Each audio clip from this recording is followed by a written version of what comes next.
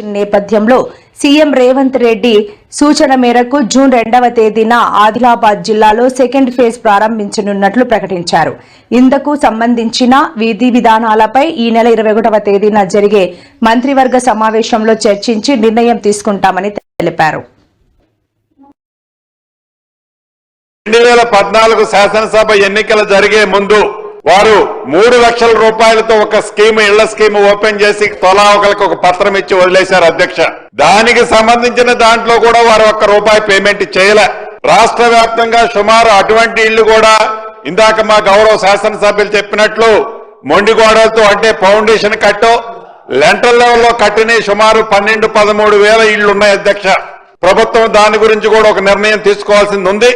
తప్పకుండా దాని గురించి కూడా రాష్ట్ర వ్యాప్తంగా ఆనాడు 3 లక్షల రూపాయల స్కీమ్ లో కట్టిన ఇళ్లు ఫౌండేషన్లు ఏవైతే వేసి ఉన్నాయో అవి పేదవాళ్ళు అయి ఉంటే ఆనాడు ప్రభుత్వం కేవలం పింక్ కలర్ షర్టులు తొడుక్కున్న వాళ్ళకి ఇందాక మిత్రులు రాకేష్ రెడ్డి గారు చెప్పినట్టు కేవలం పింక్ కలర్ షర్ట్ ఉన్న వాళ్ళకే ఇచ్చారు అధ్యక్ష.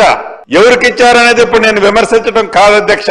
కానీ ఆ 12,000 ఇళ్లు అర్హులైన పేదవాళ్ళు అయ్యి ఫౌండేషన్ స్థాయిలో ఉండి ఉంటే తప్పకుండా గౌరవ ముఖ్యమంత్రి గారిని సహచర కేబినెట్ మంత్రుల్ని ఒప్పించి వాటికి కూడా పేమెంట్ ఇచ్చే కార్యక్రమం